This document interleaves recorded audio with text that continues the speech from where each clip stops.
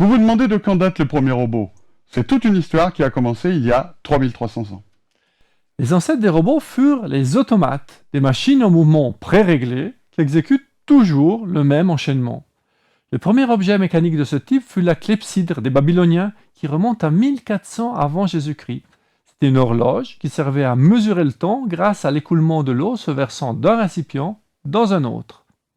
Le premier automate faisant autre chose que marquer le temps a été créé par le philosophe, physicien, astronome, musicologue, mécanicien, mathématicien Archytos de Tarente en 4e siècle avant Jésus-Christ, un pigeon volant propulsé par de la vapeur.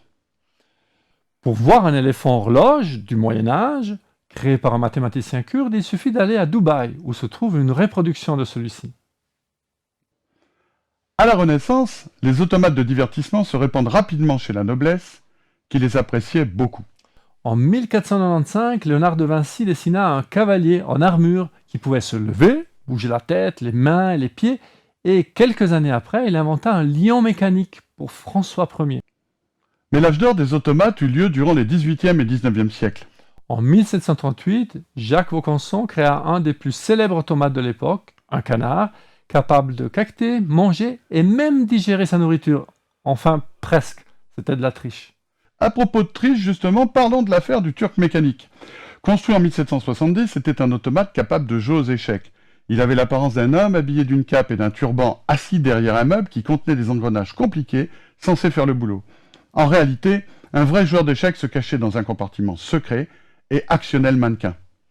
Une réplique a été construite de nos jours avec ordinateur et logiciel intégrés et elle joue aux échecs, elle. À la même période, des horlogers Suisse. créaient 3 automates humanoïdes aux gestes réalistes, une musicienne, un écrivain et un dessinateur. Ils étaient montrés lors d'événements, c'était du marketing international pour vendre leurs montres. Par manque de personnes qualifiées pour les inventer et les construire, les automates biologiquement réalistes tombent en désuétude. Outre leur rôle divertissant, certains commencent à imaginer une utilité pratique aux automates. Très juste, d'ailleurs Vaucanson s'intéressa à la programmation des motifs sur les métiers à tisser, initiative ensuite poursuivie par Jacquard et ses célèbres machines. Ensuite, inspiré par les machines de Jacquard, Charles Babbage à son tour inventa une calculatrice mémoire, ancêtre de l'ordinateur. Babbage est aussi connu pour avoir eu une assistante très célèbre, Ada Lovelace, fille du poète Lord Byron, écrivain, mathématicienne et la première femme à avoir écrit un programme informatique, la première programmeuse au monde.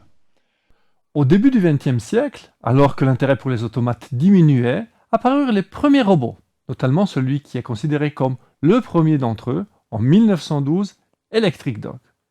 Entre parenthèses, le mot robot n'existait pas encore, il n'est apparu qu'en 1920, dans une pièce de théâtre du tchèque Karel Čapek. En effet, les ingénieurs américains Hammond et Missner fabriquèrent, donc Electric Dog, une machine électrique à roues dont le mécanisme la faisait s'orienter vers des sources lumineuses. Le but était d'équiper des torpilles et des missiles de ce système afin qu'ils puissent atteindre automatiquement les batteries antiaériennes en se guidant avec leurs projecteurs. Mais d'où leur était venue cette drôle d'idée? Des travaux du biologiste Jacques Loeb et de sa théorie sur le papillon de nuit naturellement attiré par la lumière, un phénomène que l'on désigne sous le nom de phototropie. La théorie avancée était très contestée par ses collègues et était hélas invérifiable avec les outils scientifiques de l'époque.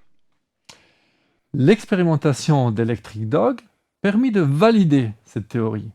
De même que les muscles du papillon de nuit s'activaient tantôt d'un côté de l'insecte, tantôt de l'autre afin de le guider vers la lumière, Electric Dog faisait de même avec les moteurs de ses roues pour guider le robot vers la source lumineuse repérée par ses capteurs de lumière.